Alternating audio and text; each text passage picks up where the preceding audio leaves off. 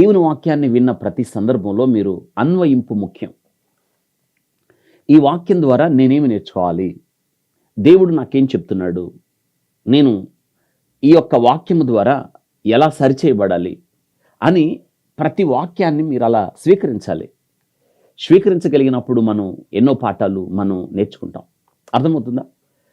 దేవుని యొక్క వాక్యంలో మనం ప్రతి వాక్య భాగాన్ని, ప్రతి వచనాన్ని, అధ్యాయం నుండి వచనానికి వచ్చేటప్పుడు వచనంలో ప్రతి పదాన్ని కూడా అలా మనం విభజించి చదువుకోవాలి. ముందు అధ్యాయం చదివినప్పుడు తర్వాత అధ్యాయం కొనసాగింప, ఈ అధ్యాయానికి ఇది అధ్యాయానికి మధ్య ఒక పదాన్ని జోడించి వ్రాసినప్పుడు ఆ పదం దేనికి సంబంధించింది, ఈ రెండు అధ్యాయాలని కలపడానికి వాడిన పదం ఏమిటి, ఒక వచనం నుండి మరొక వచనానికి వెళ్ళేటప్పుడు వాడిన పదం ఏమిటి అనే వాటిని కూడా మీరు గ్రహింపు కలిగి ఉండాలి. తద్వారా దేవుని యొక్క వాక్యం ఎంతగానో నేర్చుకోవడానికి మనకి సహాయం కలుగుతుంది. పరిశుద్ధాత్ముడే మనకి బోధిస్తాడు. దేవుని వాక్యం నేర్చుకోవాలి అన్న శ్రద్ధ మీకు ఉండాలి. అది అనుదినం పెరుగుతూ ఉండాలి. అది కొంచెం రోజు పెరిగి ఒకరోజు తగ్గిపోయేది కాదు.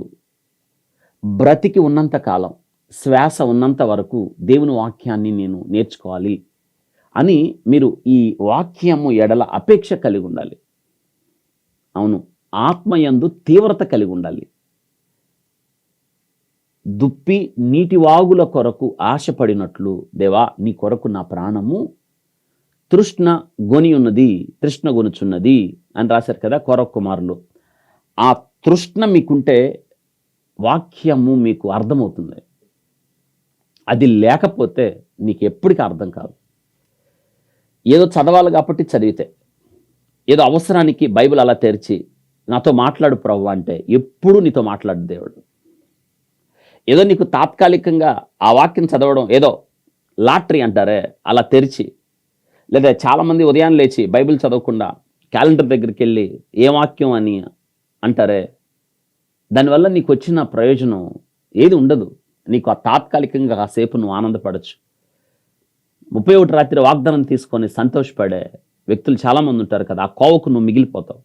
దానివల్ల ఏ ప్రయోజనం ఉండదు. లేదా నీకు ఎవరెవరో పంపించే ఆ యొక్క వాక్య భాగాలు ఉంటాయి మీ ఫోన్లో, సోషల్ మీడియాలో, ఇన్స్టాగ్రామ్ ద్వారా, ఫేస్బుక్ ద్వారా, వాట్సాప్ ద్వారా, ఇంకా పలు రకాల సామాజిక మాధ్యమాలతో మీకు పంపిస్తున్నారే, ఏంటి దాని ప్రయోజనం? అన్వయింపు ముఖ్యం. దేవుని యొక్క వాక్యాన్ని మనం ఏం చేయాలంటే అన్వయించుకోవాలి. అన్వయించుకోకపోతే ప్రయోజనం ఏముంది? అన్వయించుకోండి. దేవుని వాక్యాన్ని మీరు సొంతం చేసుకోవాలి. ఇది నా కొరకే దేవుడు మాట్లాడాడు, నా మేలు కోసమే, ఈ వాక్యము ద్వారా నేను సరిచేయబడవలసిన అవసరత ఉంది కాబట్టి దేవుడు నాతో మాట్లాడాడు అన్న స్థితికి రావాలి మీరు. అర్థమవుతుందా?